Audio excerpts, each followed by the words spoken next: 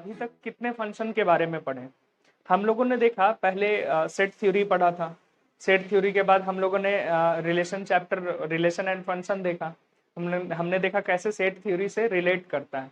फिर हम लोग बात कर रहे थे इक्वेशन की। इक्वेशन कैसे, असल में एक इक्वेशन क्या है, दो सेट के बीच का रिलेशन था। एक इक्वेशन ऑफ टू वेरिएबल की हम बात कर रहे हैं, जहां पर एक वेरिएबल एक्स है, दूसरा वेरिएबल वाई है। एक्स को इंडिपेंडेंट वेरिएबल कहें और वाई को डिपेंडेंट वेरिएबल कहें, तो इसका क्या मतलब है ये हम लोगों ने देखा।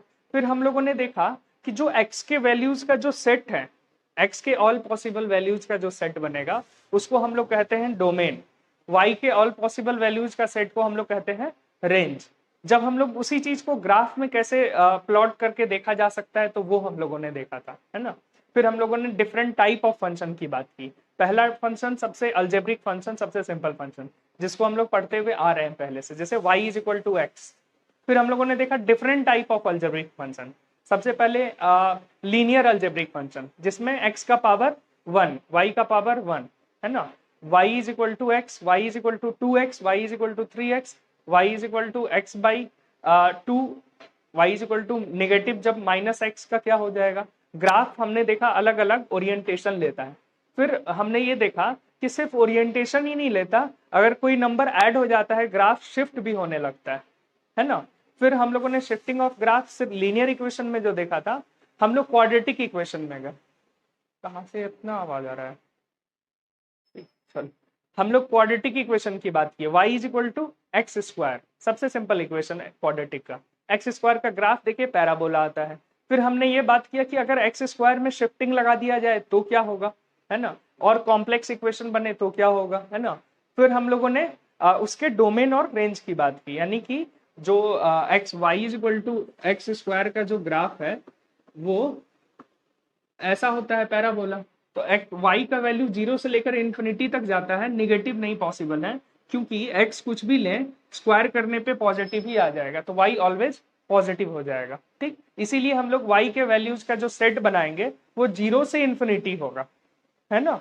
फिर हम लोग ये बात किए कि ठीक है एक्स का वैल्यू क्या, तो एक्स एक इंडिपेंडेंट वेरिएबल है और कोई लिमिटेशन नहीं है, तो एक्स हम सारा वैल्यू पॉसिबल है ना। फिर हम लोगों ने डोमेन रेंज में ये भी देखा था कि जब जब एक्स का वैल्यू कहाँ पे लिमिटेशन लगता है, तो हम लोगों ने दो केस देखा। एक केस क्या, जब रूट हो जाए, जब एक्स रूट के अंदर चला जाए तो ये निगेटिव नहीं हो सकता है। एक्स का लिमिटेशन ये है ना अलजेब्रिक फंक्शन में, जब रूट हो जाए, क्योंकि रूट के अंदर कोई टर्म नेगेटिव नहीं हो सकता अगर वो रियल नंबर है तो। इतना समझ आया? ठीक। फिर दूसरा है, अगर x डिनोमिनेटर में चला जाए तो ये भी जीरो नहीं हो सकता है। डिनोमिनेटर में कभी भी जीरो नहीं हो सकता, क्योंकि वो इनफाइनाइट फिर दे देगा, फिर आपको कोई पर्टिकुलर वैल्यू की बात ही नहीं कर पाएंगे, है ना। तो ये x के दो लिमिटेशन थे। फिर हम लोगों ने आगे देखा कि ठीक है एक्स स्क्वायर का फंक्शन है, एक्स क्यूब का फंक्शन है, एक्स का पावर 4 का फंक्शन है, एक्स का पावर 5 का फंक्शन है, स्लोप वैसे वैसे चेंज कर रहा था, सबके स्लोप की हमने बात की कि कर्व है y is equal to x का स्ट्रेट लाइन आ रहा है, लेकिन एक्स स्क्वायर का कर्व आ रहा है ना, स्ट्रेट लाइन नहीं आ रहा है। एक्स क्यू का फिर किसी का कर्व नहीं आ रहा है, उसके बाद लीनियर इक्वेशन का कर्व आता है, इसलिए उन इक्वेशंस को लीनियर बोलते हैं, जिस इक्वेशन का line straight graph straight line आता है ना। फिर हम लोगों ने क्यूबिक इक्वेशन, पावर 5, 10 इन्फिनिट, मतलब जितना ज्यादा पावर हो वो वैसे इक्वेशन की बात की, उसकी प्रॉपर्टीज की हमने बात करी। ठीक, उसके बाद हमने बात किया एक्सपोनेंशियल फंक्शन का, ए का पावर एक्स, है ना। ए का पावर एक्स करते हुए हम जब लॉग पढ़ रहे थे तो ई का पावर एक्स की भी बात किए थे। ई एक नंबर है, कैसा नंबर है, एक इरेशनल नंबर है ना। इरेशनल नंबर की हम लोगों ने बात की। इरेशनल नंबर क्या होता है ये पहले आप लोग पढ़े पी वाई क्यू के फॉर्म में, जिसको आप रिप्रेजेंट नहीं कर सकते हो, ठीक है। तो ई के बारे में हमने एक ए का पावर एक्स की बात की, 2 का पावर एक्स, 3 का पावर एक्स का ग्राफ कैसा होगा, उसका डोमेन क्या होगा, रेंज क्या होगा, है ना। फॉर एग्जाम्पल 2 का पावर एक्स अगर लिखा हुआ है तो देख के कहा जा सकता है ये जो नंबर है ना ऑलवेज पॉजिटिव है। 2 का पावर आप कुछ भी कर लो, y इज इक्वल टू अगर 2 का पावर x है, y इज इक्वल टू 2 का पावर x है तो ऑलवेज पॉजिटिव है y, है ना। जैसे y is equal to x square में y ऑलवेज पॉजिटिव है ना। तो इसलिए 2 का पावर x का ग्राफ ऑलवेज पॉजिटिव आता है y के लिए, है ना। तो इस तरह से हमने डिफरेंट टाइप ऑफ फंक्शन का ग्राफ देखा। लॉग की हमने बात की, लॉग के सारे प्रॉपर्टीज को देखा, है ना। लॉग का पूरा चैप्टर ही हमने अलग से पढ़ा बीच में, है ना। उसके बाद हम लोगों ने आखिर में मॉड फंक्शन की बात की। मॉड का मतलब मॉडुलस ऑफ फंक्शन, जब किसी नंबर में मॉड लगा दे तो असल में ये पॉजिटिव वैल्यू उसका दे देता है, न्यूमेरिक वैल्यू पॉजिटिव आ जाता है। फॉर एग्जाम्पल -2 का मॉड करेंगे तो 2 आ जाएगा, 1 का मॉड करेंगे तो 1 ही रहेगा, -1 का मॉड करेंगे तो 1 आ जाएगा, यानी पॉजिटिव बना देता है। पॉजिटिव है तो पॉजिटिव रहेगा, निगेटिव है तो उसका पॉजिटिव बना देगा। -2.1 है तो इसका मॉड 2.1 आ जाएगा। सबको समझ आ गया? ठीक है, तो इस तरह से हमने मॉड फंक्शन को देखा और उसके प्रॉपर्टीज की बात की। अब ये ग्रेटेस्ट इंटीजर फंक्शन किसको कहते हैं ये बताओ। इसमें एक शब्द है ग्रेटेस्ट और इंटीजर। फंक्शन तो हम लोग पहले पढ़ चुके हैं, ठीक है। ग्रेटेस्ट इंटीजर का क्या मतलब है? अगर हम बोले ग्रेटेस्ट इंटीजर से पहले इंटीजर बोलते हैं। इंटीजर का क्या मतलब है? इंटीजर का क्या मतलब है? कोई बता सकता है इंटीजर?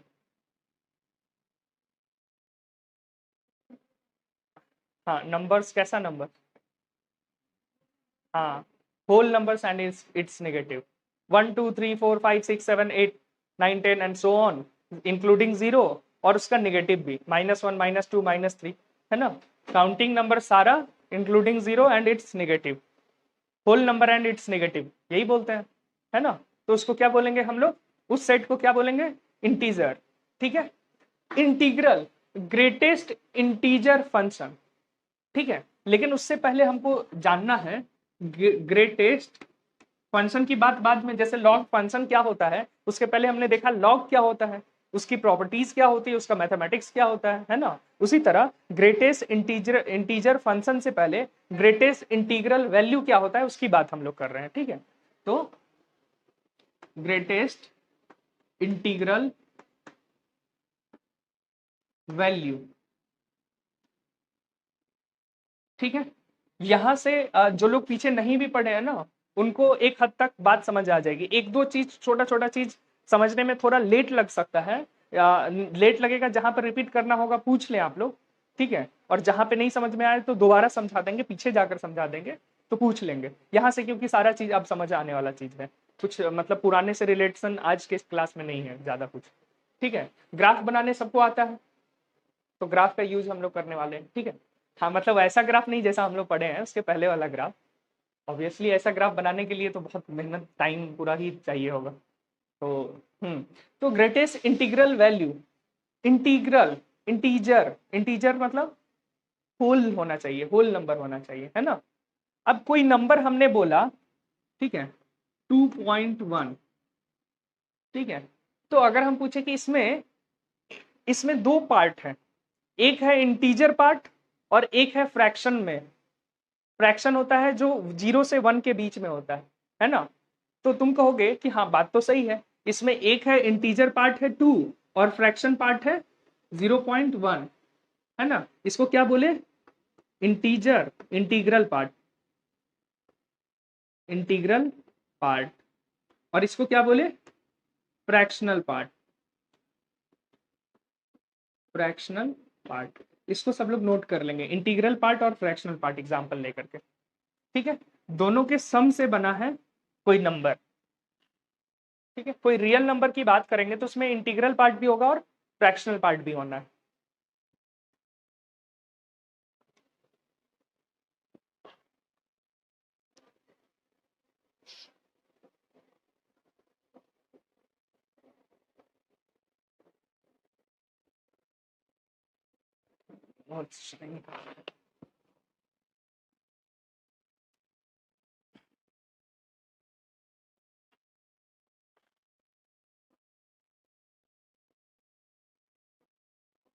ठीक है,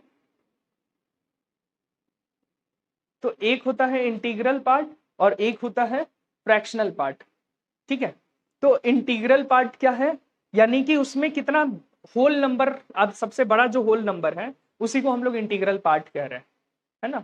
उसमें सबसे बड़ा, सबसे बड़ा है मतलब उसको हम उसके पहले की बात करेंगे, इस नंबर के नंबर लाइन पे बात करेंगे तो 2.1 यहाँ कहीं होगा, है ना। कहीं अगर जीरो यहाँ है तो इस 2.1 के पहले सबसे आखिरी नंबर कौन है जो इंटीजर है, तो वो 2 ही है ना, 2 ही है। उसके पहले जो इंटीजर है, उसके पहले और कोई इंटीजर नहीं है ना। तो हम अगर बोले ग्रेटेस्ट इंटीग्रल वैल्यू, तो उसका मतलब हुआ उस नंबर के पहले आखिरी इंटीजर कौन है जो उसके अंदर है ना। समझ आ रहा है? ग्रेटेस्ट वैल्यू, देखो greatest value of integer on that number, of that number. ठीक है, तो इसको ऐसे डिफाइन करेंगे हम लोग, एनी एनी बोलेंगे, रुको, it is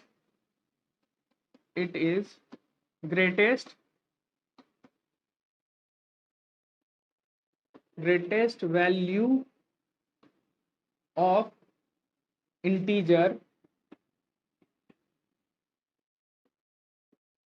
in a real number, ठीक है। ग्रेटेस्ट इंटीजर वैल्यू क्या है, अब समझ आया? जैसे हमने बोला कि 3.02, इसमें ग्रेटेस्ट इंटीजर नंबर कितना है, इसको हम लोग लिखेंगे greatest integral value of 3.2 is equal to कितना, 3। समझ आया? ठीक है, क्लियर है? नहीं, हाँ, हमने ये बोला कि ग्रेटेस्ट वैल्यू होना चाहिए इंटीजर का। इंटीजर क्या होता है ये पता है? इंटीजर होता है, जैसे हमने बोला 3.1, तो उसमें सबसे बड़ा नंबर जो इंटीजर है वो कौन है? 1 है, 2 है, 3 है, 4 है, क्या है? 3 है सबसे बड़ा नंबर, है ना, जो उसके अंदर होना चाहिए। 4 तो इसके अंदर है ही नहीं, है ना, तो 3 उसके अंदर है, यानी कि उसका जो ग्रेटेस्ट इंटीग्रल वैल्यू होगा वो 3 होगा। समझ आया? तुम्हारा एज कितना है एग्जैक्ट बताना, एग्जैक्ट बता सकते हो अप्रोक्सीमेटली? 18 पॉइंट कितना, 18.2 तुम्हारा एज है, ठीक है, तुम्हारा एज 18.2 है। तुम्हारे एज का ग्रेटेस्ट इंटीग्रल वैल्यू क्या है? 18। हो गया, निकल गया, सीख गया वैल्यू। अभी इस बात यह है कि ये ठीक है, एक और एग्जांपल लिख लेते हैं। ग्रेटेस्ट इंटीग्रल वैल्यू ऑफ 4.0123 क्या हो जाएगा? 4। सब लोग समझ गए ना? 4, ठीक है। अब इसका बताओ, greatest integral value, greatest integral value of -1.1 क्या हो जाएगा? सोच कर बताना ध्यान से, डेफिनेशन के हिसाब से। -1, और बोलो बाकी लोग। -1.1, इंटीग्रल पॉइंट तो कभी आ ही नहीं सकता, इंटीजर, इंटीजर है तो पॉइंट तो छोड़ देना है, ये तो पक्का है ना। हाँ, क्या हो जाएगा? -1, और सारे लोग बोलो, ग्रेटेस्ट इंटीग्रल वैल्यू क्या होता है?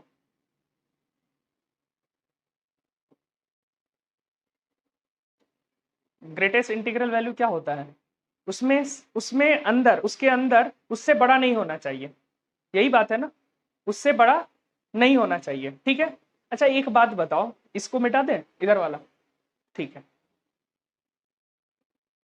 ग्रेटेस्ट इंटीग्रल वैल्यू कभी भी उस नंबर से बड़ा नहीं हो सकता है जिसका वो ग्रेटेस्ट इंटीग्रल वैल्यू है, ठीक है। ये इतना तो समझ आ गया, ठीक है। अब देखते हैं इस स्टेटमेंट से तुम लोग अगर समझ गए तो देखो, यहां है -1.1 और 1 किधर है? -1 किधर है? -1 तो इसके इधर होगा ना, 0 इधर होगा, -1 इधर होगा, -1 से -1.1 तो इधर होगा। हम क्या बोले, उससे बड़ा नहीं होना चाहिए। -1 क्या हो गया? उससे बड़ा हो गया ना। इधर वाला टर्म बड़ा होता है निगेटिव में, ये वाला छोटा होता है ना। निगेटिव में वैल्यू को मत देखो, निगेटिव साइन होने की वजह से ये छोटा है ये बड़ा है, ठीक है। निगेटिव साइन होने की वजह से ये छोटा है ये बड़ा है, और हम क्या बोले, ग्रेटेस्ट इंटीजरल किसी नंबर का ग्रेटेस्ट इंटीग्रल वैल्यू उससे बड़ा नहीं हो सकता है। यही हम लोग देखें ना, उसमें छुपा हुआ कितना होना चाहिए। यानी कि कोई वैल्यू हमने लिया 3.02, इसके अंदर कितना सबसे बड़ा इंटीजर छुपा हुआ है? 3। आपने बोल दिया आसानी से। हमने लिया 4.0123, इसमें सबसे बड़ा नंबर कितना ग्रेटेस्ट इंटीजर छुपा हुआ है? 4 छुपा हुआ है, तो आपने 4 बोल दिया, है ना। लेकिन हम बोले कि -1.1 में ग्रेटेस्ट इंटीजर मैक्सिमम कितना छुपा हुआ है? तो -1 तो नहीं है उसमें, -1 तो इससे बड़ा है ना, हमको उससे छोटे की बात करनी है। तो उससे छोटा इंटीजर कौन है? -2। समझ आया? उससे छोटा, बोलो किसी का क्वेश्चन? हाँ, फिर से बता दे।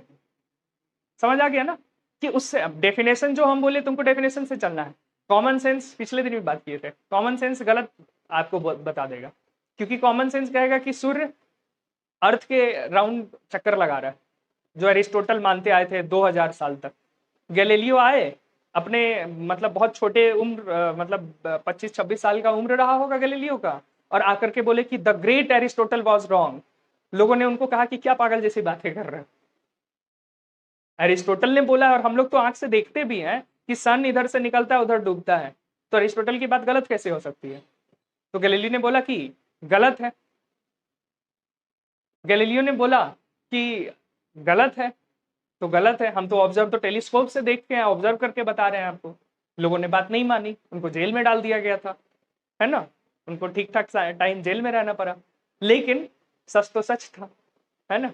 तो साइंस की बात यही है, डेफिनेशन ये हमने कहा। कॉमन सेंस पे बिलीव हमेशा नहीं करना चाहिए। -1.1 है, डेफिनेशन क्या है, साइंस क्या कह रहा है? यही कि -1.1 से छोटा होना चाहिए उसका ग्रेटेस्ट इंटीग्रल वैल्यू, या उसके बराबर भी हो सकता है, या तो बराबर हो सकता है या उससे छोटा होगा, है ना। ग्रेटेस्ट, देखो नाम, ग्रेटेस्ट इंटीग्रल वैल्यू, यानी उसके अंदर छुपा हुआ ग्रेटेस्ट इंटीजर आपको ढूंढ के निकालना है, ठीक। तो अगर हमने कहा 3.02 इसके अंदर सबसे छोटा, 3.02 से छोटा 3 ही है, तो 3 हो गया। 4.01 से छोटा 4 ही है ग्रेटेस्ट इंटीजर। लेकिन -1.1 से छोटा कौन है? -1, -1 तो उससे बड़ा हो गया, उससे छोटा -2 है ना। तो -1.1 का ग्रेटेस्ट इंटीग्रल वैल्यू क्या हो जाएगा?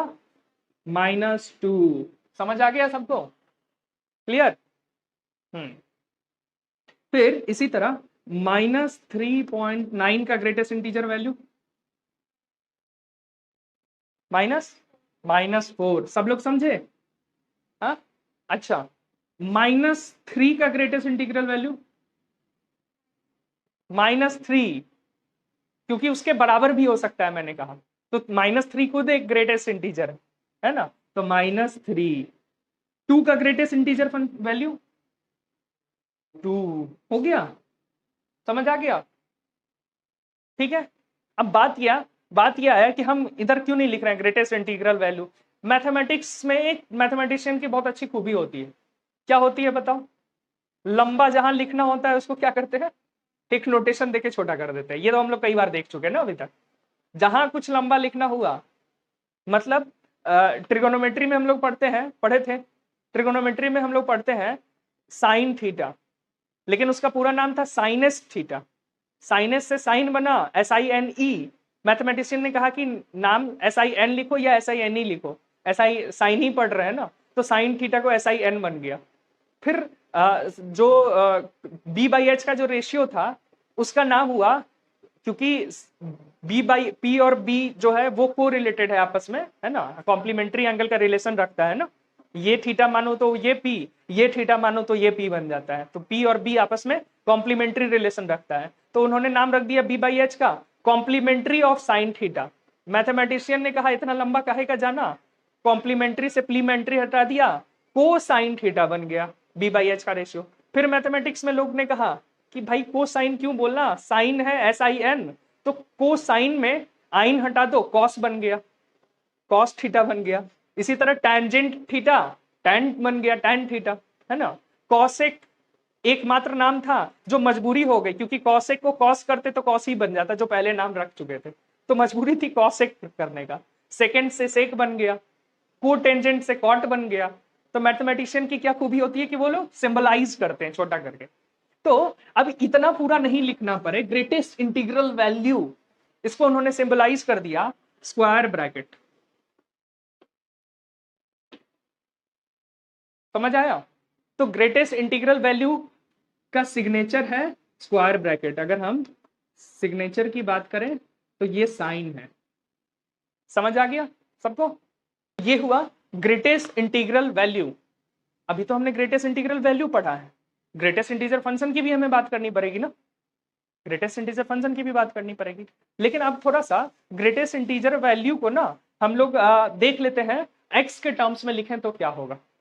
ठीक है, एक्स के टर्म्स में लिखें तो क्या होना है, सम प्रॉपर्टीज की बात कर लेते हैं।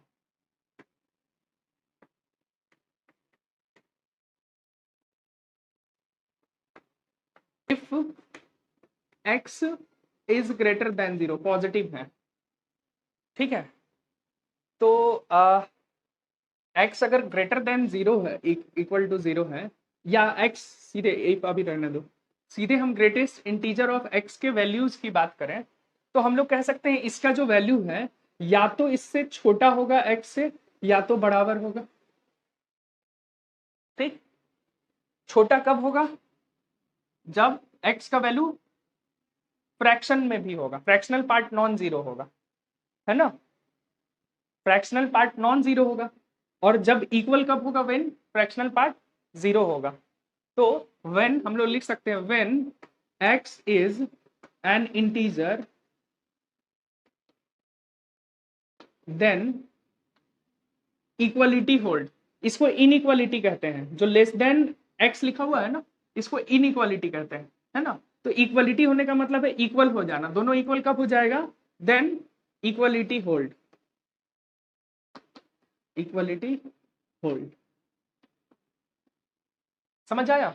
इक्वलिटी होल्ड कब करेगा? जब ये खुद एक नेचुरल नंबर या इंटीजर हो, इंटीजर, नेचुरल नंबर जरूर नहीं, इंटीजर हो। जैसे 2 का ग्रेटेस्ट इंटीग्रल वैल्यू क्या हो जाएगा? 2। टू खुद एक ग्रेटेस्ट इंटीजर है, इसका वैल्यू 2 हो जाएगा। तो इक्वल कब हो गया? जब ये खुद इंटीजर। अगर यहाँ -2 हो तो तब भी -2 ही होगा। समझ आ रहा है? अगर ये 0 हो तब भी 0 ही होगा, है ना। तो ग्रेटेस्ट इंटीग्रल वैल्यू इक्वलिटी कब, उसी नंबर के इक्वल कब आता है? x खुद, greatest integer value of x is equal to x कब आएगा? जब x खुद एक इंटीग्रल वैल्यू हो। समझ आया इंटीग्रल का मतलब क्या है ना। हाँ, तो ये हुआ पहला।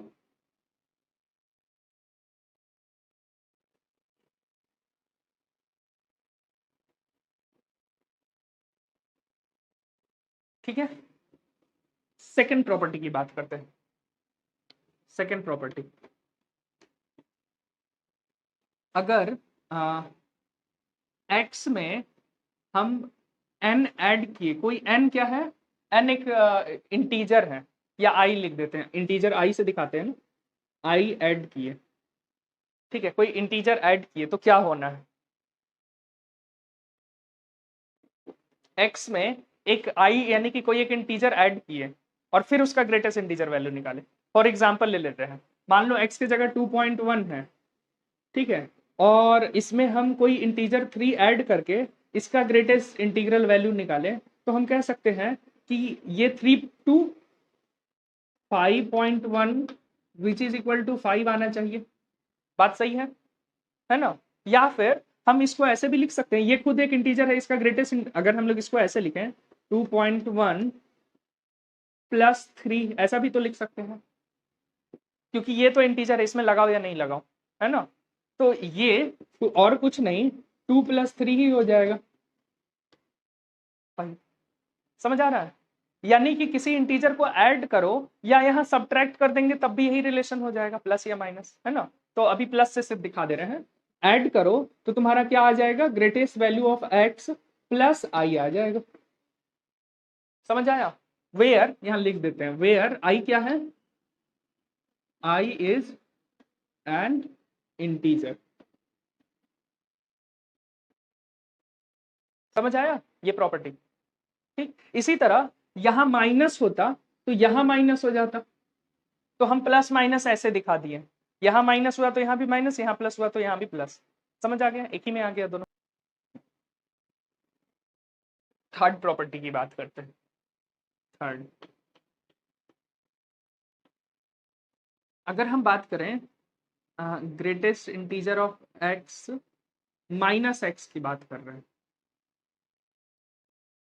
ठीक है, तो इसको माइनस ऑफ एक्स लिख सकते हैं। कब, ऐसा कब कर सकते हैं हम लोग, ऐसा कब कर सकते हैं?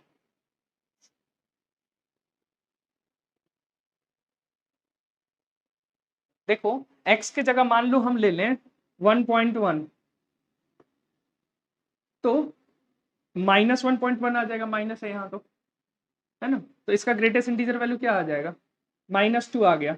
Minus of greatest integer x के इक्वल आया क्या, क्या इसके इक्वल आया कि माइनस ऑफ 1.1, ये दोनों तो अलग है ना, इसका इसका हो जाएगा माइनस, इसका 1 हो जाएगा, -1 हो जाएगा, और इसका -2 है। समझ आ रहा है? हाँ, यानी कि हम लोग इन जनरल ऐसे लिख सकते हैं, रुको, ऐसा लिख सकते हैं कि -x और minus of x her bar equal नहीं होगा। ये कब इक्वल होगा ये बता सकते हो? जब फ्रैक्शन पार्ट 0 हो जाए, जब ऐसा हो -1 का ग्रेटेस्ट इंटीजर, तो इसका वैल्यू हम ऐसा ही लिख सकते हैं -1, दोनों का वैल्यू तो सेम ही आना है, इसका वैल्यू भी -1, इसका वैल्यू भी -1, है ना, तो हम लिखेंगे only when x is an integer, and x जब इंटीजर होगा तभी ये प्रॉपर्टी होल्ड करेगा। कभी कभी क्वेश्चन में ऐसा दे देगा, तो बनाते वक्त, सॉल्व करते वक्त हो सकता है ये सब प्रॉपर्टी काम आता है, क्योंकि ये पूरा लॉजिकल एक्सप्लेनेशन है, ये आप कोई वैल्यू निकाल नहीं रहे हो कहीं से, लॉजिकल एक्सप्लेनेशन है पूरा, तो ये आ जाता है। ठीक है, तो ये इसलिए ये लिखा दिए। तो प्रॉपर्टीज हुआ खत्म। अब हम लोग को क्या करना है, क्योंकि हम लोगों ने देखा कि अभी ग्रेटेस्ट इंटीग्रल वैल्यू होता क्या है, ये बात हम लोगों ने किया ना कि क्या होता है, लेकिन अब हम लोग को बात करना है ग्रेटेस्ट इंटीजर फंक्शन का, यानी कि x और y के टर्म्स में हमको देखना पड़ेगा, और ऑब्वियसली फंक्शन के डेफिनेशन को सेटिस्फाई करना चाहिए। ठीक है, क्लियर? ग्रेटेस्ट इंटीजर फंक्शन, ठीक है, तो ग्रेटेस्ट इंटीजर फंक्शन के तौर पे कैसे किया जाए, तो एक x होना चाहिए, एक y होना चाहिए, है ना, तो ग्रेटेस्ट इंटीजर फंक्शन किसको बोलता है, y is equal to greatest integer of x, it is known as greatest integer function. इसको क्या बोलेंगे, ग्रेटेस्ट इंटीजर फंक्शन।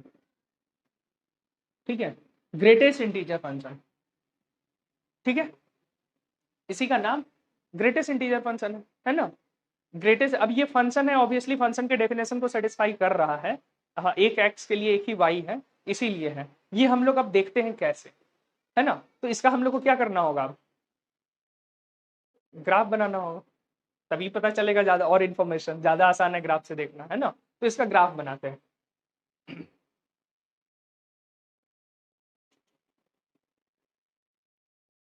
तुम लोग कोशिश कर सकते हो एक बार, ग्राफ क्या आएगा, ग्राफ कोशिश, अगर x का वैल्यू 1.1 ले ले तो y कितना आएगा, 0.1, sorry, x is equal to 0.1, यहाँ y का वैल्यू लिख रहे हैं, और यहाँ x का, पहले x फिर y, यहाँ x का यहाँ y का, x के जगह 0.1 ले लिए तो y का वैल्यू 0 आएगा, ग्रेटेस्ट इंटीजर ऑफ x है ना, ये तो ग्रेटेस्ट इंटीजर है, तो ग्रेटेस्ट इंटीजर होगा। ठीक, 0.2 लें तो 0, 0.3 लें तो 0, कहां तक, 1 पे तो 1 आ जाएगा, 1 पे 1 आ गया, यानी 1 से छोटे के लिए, 1 से छोटा जितना छोटा जाओ, 0.9999999 इनफाइनाइट 9, 1 से जस्ट छोटा जो नंबर होगा ना वहां तक 0 होगा वैल्यू, ये समझ आया है, यानी कि 1 को अगर छोड़ दें तो 0 होगा यहां तक, लेकिन 1 को छोड़ करके ना, तो जब ग्राफ में छोड़ना होता है ना, तो एक सर्कल, ऐसा छोटा सा डॉट जिसको कलर नहीं करना है, ऐसा दिखा देते हैं, यानी कि 1 को छोड़ करके जितना है 0 तक ये 0 ही है वैल्यू। समझ आया अनन्या? क्लियर? ठीक है। अच्छा, फिर 1 से जैसे ही बड़ा हुआ 1.1 हुआ, तब 1, 1.2 हुआ 1, कब तक 1.99 यानी लेस देन 2 तक। लेस देन 2 तक y क्या होगा 1 1 1 1 1 ही रहेगा। समझ आ रहा है? लेस देन 2 तक यानी कि देखो 1 से जैसे ही बड़ा गए तो 1 पे पहुंच गया ग्राफ, ठीक, 1 से, और फिर 2 तक, 2 से छोटा, क्यों 2 पे कलर नहीं है, देखो 2 से छोटा तक 1 रहा, यही होगा ना? समझ आया? तो 1 से 2 तक ये हो गया, फिर 2 से 3 तक कितना आएगा 2.1 पे, 2, 2.2 पे, 2.3 पे, 2.9 पे, 2.9999 पे 2 ही रहेगा, लेकिन 3 पे 3 हो जाएगा। यानी कि अगला 2 से लेकर 3 के बीच में 3 हो जाएगा, यहां से शुरू होगा और इस पे कलर फिर नहीं होगा। फिर अगला, अब समझ आ रहा है पैटर्न? फिर यहां से शुरू होगा, यहां कलर नहीं होगा। फिर अगला यहां से शुरू होगा, सॉरी यहां से शुरू होगा, यहां कलर नहीं होगा। फिर अगला यहां से शुरू होगा और यहां कलर नहीं होगा, एंड सो ऑन, इधर बढ़ता जाएगा सीढ़ी के जैसा। यही यही हो रहा है ना ग्राफ? समझ आ रहा है क्या? कहा, किस चीज में? GREA, हाँ ठीक है, चलो ये समझ आया। तो ये आगे की तरफ बढ़ता जाएगा क्या, स्टेयर, ठीक। अच्छा, निगेटिव के लिए क्या होगा? निगेटिव के लिए देखो 0 से 0.1 लेंगे तो -1, 0.1 ग्रेटेस्ट इंटीजर 0.1 ले लो तो क्या आ जाएगा, -0.1 ले लिए तो उससे छोटा तो -1 होगा ना, ठीक है शुभम? समझ आ रहा है ना? नेहा क्लियर है ना? हाँ, -1 होगा, इसका तो -1 हो गया, इसका -0.2 का भी -1 होगा, है ना? यानी कि इसके पहले सारा -1 होगा, इस पॉइंट पे टच नहीं होगा और यहाँ टच होगा। फिर अगला यहाँ टच नहीं होगा, यहाँ टच होगा। फिर अगला यहाँ टच नहीं होगा, यहाँ टच होगा, यहाँ टच नहीं होगा, यहाँ टच होगा, यहाँ टच नहीं होगा, यहाँ टच होगा, एंड ये भी ऐसा बढ़ेगा। ये किसका ग्राफ हो गया? तुम लोग साफ साफ बनाना, थोड़ा स्पेस लेके बनाना, हम छोटा छोटा कर दिए, ठीक है? ये किसका ग्राफ है? ग्रेटेस्ट इंटीग्रल फंक्शन का, ग्रेटेस्ट इंटीग्रल फंक्शन का ग्राफ है। समझ आ गया? क्लियर है सबको? तो ये ही ग्राफ है। अब इसके डोमेन रेंज की बात करेंगे, मतलब तुम्हारे लैंग्वेज को टेक्निकल लैंग्वेज में कन्वर्ट करते हैं। कंटिन्यूअस ग्राफ नहीं मिलेगा, बाकी सब जो ग्राफ अभी तक पढ़े थे उसमें एक कंटिन्यूअस ग्राफ मिल रहा था। अब इसमें जो इसका जो ग्राफ है वो डिस्क्रीट ग्राफ होगा, ब्रेक कर रहा है ना? तो कंटिन्यूअस नहीं मिलेगा। बस डोमेन और रेंज की बात अब करते हैं। डोमेन, रेंज, बताओ डोमेन क्या? डोमेन किसको कहते हैं? Value, all possible values of x का सेट, एक्स का सेट, है ना? तो एक्स का क्या क्या पॉसिबल वैल्यू है? एक्स का कोई लिमिटेशन है क्या एक्स पे? कोई लिमिटेशन नहीं। तो एक्स का जितना जो मन वो वैल्यू ले सकते हैं हम लोग, कोई लिमिटेशन, कोई वो रिस्ट्रिक्शन नहीं है ना, कोई रिस्ट्रिक्शन नहीं, कोई कंस्ट्रेंट नहीं है। तो हम लोग क्या बोलेंगे? डोमेन क्या हो गया? रियल नंबर, सारा नंबर ले सकते हैं, रियल नंबर। कोई भी ऐसा वैल्यू नहीं पॉसिबल ऐसा नहीं है जो नहीं ले सकते हैं, सारा वैल्यू लिया जा सकता है। तो ये क्या हो गया? Real number. रेंज के बारे में क्या बोलेंगे? रेंज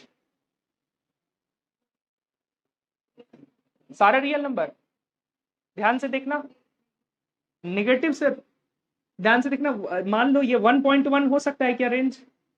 1.1 पे कोई ग्राफ है क्या? 2.1 पे कोई ग्राफ है क्या? 10.1 पे कोई ग्राफ होगा क्या? नहीं ना। यानी कि y का जो वैल्यू है वो तो इंटीग्रल वैल्यू है ना सिर्फ। अरे y तो ग्रेटेस्ट इंटीजर फंक्शन है ना, y तो इसको नाम दिया गया है। यानी y का जो वैल्यू है वो 1 होगा, या तो 2 होगा, या तो 3 होगा, या तो 4 होगा। 1.1 नहीं हो सकता है, 1.2 नहीं हो सकता है, 2.1 नहीं हो सकता है। ना -1.1 भी नहीं हो सकता है। तो रेंज क्या होगा? Integers, all integers, set of integers. और इंटीजर्स को हम लोग आई से दिखाते हैं ना, आई। तो रेंज क्या हो गया? कैसा सेट हो गया? इंटीजर्स का जो सेट होगा वही रेंज होगा इसका। समझ आ गया? क्लियर है ना? तो ये हो गया हमारा ग्रेटेस्ट इंटीजर फंक्शन। ठीक है। अब तुम लोग सोच रहे हो कि ग्रेटेस्ट पार्ट तो आप बता दिए है ना, हम लोग तो ग्रेटेस्ट पार्ट किसको हटा के बताएं? किस पार्ट को हटाए हम लोग? फ्रैक्शनल पार्ट को हटाए ना। तो अब उसको भी फंक्शन के तौर पे देखना पड़ेगा, तो गुस्सा हो जाएगा। तो हम लोग अगले क्लास में किसकी बात करने वाले हैं? Fractional part as a function. तो अगर फ्रैक्शनल पार्ट की बात करेंगे तो पहले देखेंगे ना फ्रैक्शनल पार्ट होता क्या है। वो तो हम लोगों ने साइड करके नाम दे दिया, उसकी कुछ प्रॉपर्टीज होगी, वो भी तो बोलेगा भाई मेरी प्रॉपर्टीज को भी दिखाओ, तो उसकी प्रॉपर्टीज को भी देखना पड़ेगा। तभी उसका ग्राफ की बात फिर हम लोग करेंगे, फिर डोमेन रेंज की बात करेंगे। ठीक है, तो अगले क्लास में मिलते हैं।